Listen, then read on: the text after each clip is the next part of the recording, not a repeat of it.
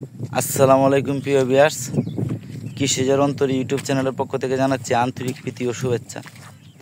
যারা বলেন গরু পাললে লাভ করতে পারেন না, তাদের জন্য আজকে আমার এই ভিডিও। আসলে গরু পাললে কেমনে লাভ করতে পারবেন, কি আসে বিষয় তথ্য দেওয়ার চেষ্টা করবো ইনশাল্লাহ। আসলে আপনারা যদি 10টা গরু নিয়ে শুরু করেন তাহলে কেমন টাকা খরচ হতে পারে, কি আসে বিষয় সেটা আজকে আমি বলবো। আসলে যদি কেউ চান লাভ করতে তাহলে 100% শিবুর লাভ হবে, 100%, 1% না 100%। কিন্তু চালানটা কেমন দরকার পড়বে ওইটা আমি বলি। আপনারা যদি দেশি গাভী নেন, দেশি গাভী ওই রকম দেশি গাভী নেন 2 দাঁত 4 দাঁত হাড্ডি সার, শতভাগ দেশি, তাহলে 40 থেকে 50,000 টাকা লাগতে পারে। 40,000 টাকা লাগবে। বর্তমান বাজার যেই বাজার, ওই বাজারে 40 থেকে 45,000 টাকা লাগবে। তো ওই রকম 10টা গাভী যদি আপনি নেন তাহলে আপনার খরচ হবে কত? 4.5 লাখ টাকা। আর আপনি যদি ঘাস দিয়ে পালন করতে পারেন তাহলে তো কোনো কথাই নেই। যদি খড় দিয়ে ফেলেন তাহলে 10টা গাভীর জন্য মিনিমাম 70 থেকে 80,000 টাকার খড় লাগবে। কেউ খড় বলে, কেউ নাড়া বলে, মানে ওইগুলো এক এক জায়গায় একটা বলে। আমরা এদিকে খের বলে, খের বা কর, মানে কর নামে পরিচিত। ওই রকম খড় যদি লাগে তো সর্বোচ্চ আপনার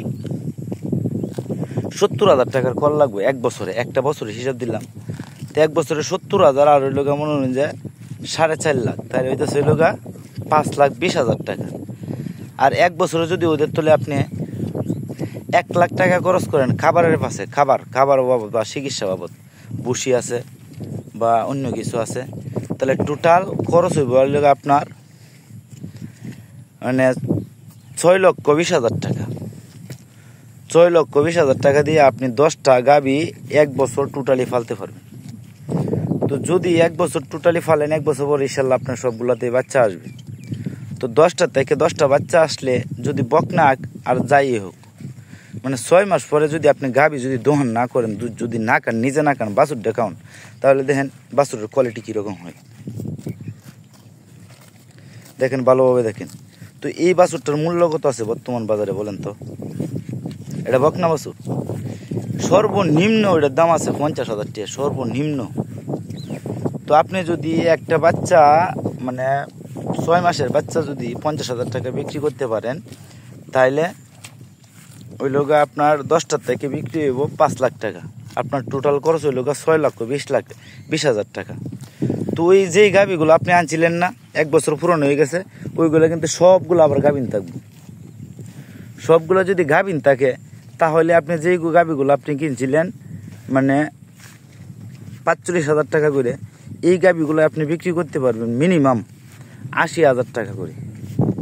তা 80,000 টাকা করে যদি গাভীগুলোর দাম হয়, তাহলে আস্তে আস্তে ওই লোক 8 লাখ আর ওই লোক 5 লাখ, 13 লাখ। এক বছরে আপনার কাছে টাকা আসবে 13 লাখ। খরচ হবে ওই লোক আপনার টোটালি কিনা চিনা লইয়া A to Z খরচ হইব 7,20,000। আর আপনার কাছে আসবে ওই লোক 13 লাখ। 13 লাখ হলে 13, 14, 15, 16, 17, প্রায় 4 লাখ টাকার মতো ইনকাম করা সম্ভব।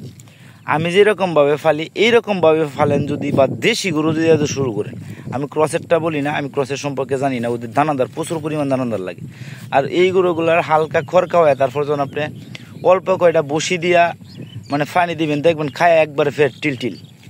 আর পরিশ্রম আপনার অনেক বেশি কম হইব, অনেক বেশি। ঘাসে যায় হয়তো ঘাসে দুধ উৎপাদন বেশি হইব, কিন্তু দুধ আপনার তো দুধ খাইতেছেন না। যেহেতু বাছুরটা দুধ খাওয়াইবেন, সেহেতু দুধ এত বেশি দরকার নাই, মোটামুটি বাছুরে খাইতালেই চলবো। তো এইরকমভাবে যদি খামার শুরু করেন কেউ, তাহলে ইনশাল্লাহ 100% আমি বলতে পারি যে লসের সম্মুখীন হবেন না। যারা বলেন এরকমভাবে লসের সম্মুখীন হন, তারা অবশ্যই আমার কাছে ফোন দিন। আমার ছোট্ট জ্ঞানে বা ছোট্ট ক্ষমতায় মানে যতটুকু পারি ততটুকু আপনাদের হেল্প করার চেষ্টা করবো ইনশাল্লাহ। আসলে আমি সর্বপ্রথম শুরু করছিলাম দেশি গরু দিয়ে, মানে হাড্ডিসার গরু দিয়া। তারপর ওইটাতে মানে প্রচুর পরিমাণ পরিশ্রম হয়, যার কারণে আমি ওই সেক্টর বাদ দিয়ে দিছি। তো যদি কেউ গরুর খামার করেন এইরকমভাবে, আমি যেটা বলছি, হয়তো বা আপনার 2 টাকা কম আসবে, কিন্তু যাদের চালান আছে পরিশ্রম কম হইব। কর দিয়ে ফালবেন, আর পাশে যদি ঘাস থাকে তাহলে ঘাস দিয়ে পালন করবেন, তাহলে ইনশাল্লাহ আপনি লসের সম্মুখীন হবেন না।